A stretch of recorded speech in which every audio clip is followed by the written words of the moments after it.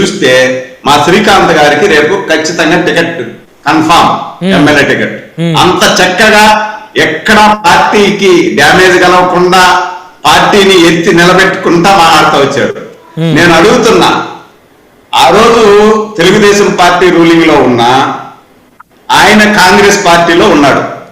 రంగా గారు కాంగ్రెస్ పార్టీలో అంచెలంచెలుగా ఎదుగుతూ పెద్దవాడైపోయి ఈ రాష్ట్రాన్ని శాసించే స్థాయికి రంగా గారు ఎప్పుడైతే ఎదుగుతున్నాడో, ఆ ఎదిగేటటువంటి క్రమంలో నాకు అడ్డం వస్తున్నాడు రంగా, ఈ రంగాను అడ్డం తొలగించుకుంటేనే నా నాయకత్వం ఈ రాష్ట్రంలో నిలబడుతుంది, లేకపోతే నా నాయకత్వానికే ప్రమాదం కలుగుతుంది అని చెప్పి రంగా గారిని తుదముట్టించింది రాజశేఖర్ రెడ్డి గారు, రాజశేఖర్ రెడ్డి గారి మనుషులు అని ప్రజలు అనుకుంటున్నారు, నేను కాదు.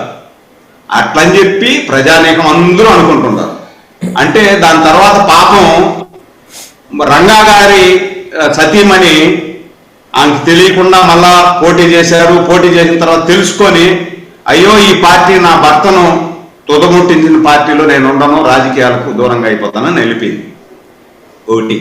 రెండోది, ఇంత కాపులకు మేము అది చేస్తాము ఇది చేస్తాము, కాపులందరూ మా మాట వింటారు, పవన్ కళ్యాణ్ గారి మాట వినరు, ముద్రగడ పద్మనాభం చాలా గొప్ప వ్యక్తి అని చెప్పి అంటున్నారు కదా. గత 5 సంవత్సరాల్లో పవన్ కళ్యాణ్ గారి మాట వినలా, ముద్రగడ్డ పద్మనాభరెడ్డి గారి మాట విని కాపులందరూ వీళ్ళకి ఓట్లేసి ఉంటే మరి ఎందుకు 11 పడిపోయినారు? కాపులు ముద్రగడ్డ పద్మనాభరెడ్డి మాట వినలేదు కాబట్టి, పవన్ కళ్యాణ్ గారి మీద నమ్మకం విశ్వాసం ఉంచారు కాబట్టి ఇక్కడ కూటమి ప్రభుత్వం 164 సీట్లతో గెలిచింది. ఒకటి. రెండోది, ఇందాక మా శ్రీకాంత్ ఇంకొక మాట కూడా అన్నారు. ఏమన్నాడు? రంగా గారు జగన్మోహన్ రెడ్డి గారి గుండెల్లో ఉంటారు, గుండెల్లో ఉంటారు అని. గుండెల్లో కాదు సార్, రంగా గారి గుండెల్లో గుణపాలు దింపారు సార్ మీరు. రంగా గారి గుండెల్లో గుణపాలు దింపి రాధా గారిని గుండెల్లో పెట్టుకున్నాము అంటారు మీరు. ఆయన గుండెల్లో అయితే గుణపాలు దింపారు, కొడుకునేమో గుండెల్లో పెట్టుకున్నామంటారు. కొడుకును గుండెల్లో పెట్టుకున్నటువంటి మీరు పెట్టుకున్నాము నిజంగా గుండెల్లో ఉంటే గత 5 సంవత్సరాలలో ఆయనకి ఏ గౌరవం ఇచ్చారు సార్ మీరు? మీ పార్టీలో కనీసం ఒక విగ్రహ ఆవిష్కరణ అయినా చేశారా సార్? ఎక్కడైనా కానీ ఒక విగ్రహ ఆవిష్కరణ చేసేదానికి పర్మిషన్ ఇచ్చారా సార్? పర్మిషన్ ఇవ్వకపోగా ఆయన చిత్రపటానికి ఒక దండన్న వేసి దండం పెట్టారా సార్ మీరు? గుండెల్లో ఉండేవాడికి దండం పెట్టాలి కదా సార్. అంటే దానికి కూడా మళ్ళీ వీళ్ళు అంటారు, ఏందండి చిత్రపటానికి మాలేసేది, ఆయన సాక్షాత్ మా గుండెల్లో ఉన్నాడు కదా, మా గుండెల్లో ఉండేవాడికి చిత్రపటానికి ఎందుకంటే మాలేసేది అని కూడా చెప్తారు వీళ్ళు. కాబట్టి వీళ్ళు చెప్పేది ఒకటి, చేసేది ఒకటి కాదు. ఇంకో మాట అన్నారు, రంగా గారి జగన్ గారి గుండెల్లో ఉన్నారు, రంగా గారి గుండెలు చీల్చింది తెలుగుదేశం ప్రభుత్వం ఆ రోజని. అదేనా మీరు అన్నదే శ్రీకాంత్ గారు?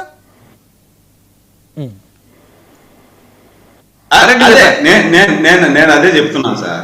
రంగా గారి గుండెలను చీల్చింది వీళ్ళు సార్, ఆయన గుండెల్లో గుణపాలు దించింది వీళ్ళే సార్. గుణపాలు దించి కొడుకునేమో గుండెల్లో పెట్టుకున్నాము అన్నారు. సరే, ఒకవేళ నిజంగా వీళ్ళు కొడుకును గుండెల్లో పెట్టుకోండే వాళ్ళు అయితే గత 5 సంవత్సరాల్లో ఆయనకి సముచిత స్థానం ఇవ్వాలి కదా, ఇచ్చారా? ఆ రోజైనా ఆయన కనీసం ఒక బహిరంగ సభలో అయినా మాట్లాడనిచ్చారా? ఆయన వాణి వినిపించనిచ్చారా? మీరు చేయలేదే ఆ పని. మేము చేశాం సార్. మీ గుండెల్లో కాదు సార్ ఉండేది, కూటమి పార్టీ గుండెల్లో ఉన్నారు సార్. రాధా గారు కూటమి పార్టీ గుండెల్లో ఉన్నారు. అందుకే కూర్చోబెట్టండి. ప్రతి బ్రహ్మనాయుడు గారు ప్రతి బహిరంగ సభలో ఆయనే స్పీచ్ ఇచ్చాడు, ఆయనే ఆకట్టుకున్నాడు. దానికి పర్యవసానంగానే 164 సీట్లు ఇచ్చాయి. రేపు మంత్రివర్గ విస్తరణలో బ్రహ్మనాయుడు గారు అండర్లైన్ చేసుకోండి పాయింట్. రేపు మంత్రివర్గ విస్తరణలో ఆయనకి ఎమ్మెల్సీ సీట్ ఇచ్చి ఆయనకి మంత్రివర్గంలో కూర్చోబెట్టి సముచిత స్థానం ఇచ్చి మా గుండెల్లో రాధా గారు ఉన్నారు, రంగా గారు మా గుండెల్లో ఉన్నారు కూటమి గుండెల్లో రంగా గారు ఉన్నారు. రంగా గారికి ఘనమైన నివాళులు ఇచ్చేది మేమే సార్. వీళ్ళు ఎన్ని చెప్పుకున్నా ప్రజల ముందు అనుకునేది చెప్పింది మీరు సరదాగా నన్ను బేసిక్ గా రేపు ఆయనకి ఎక్స్పెన్షన్ లో మంత్రి ఇస్తారులేండి అని.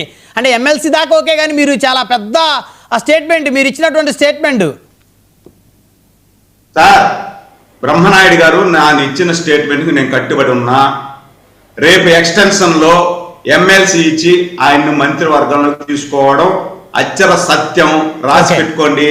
నాకున్న సమాచారం ప్రకారంగానే అధికార ప్రతినిధి హోదాలో చెబుతున్నా, ఇది అండర్లైన్ చేసుకోండి. దీంట్లో ఎలాంటి భేదాభిప్రాయం లేదు.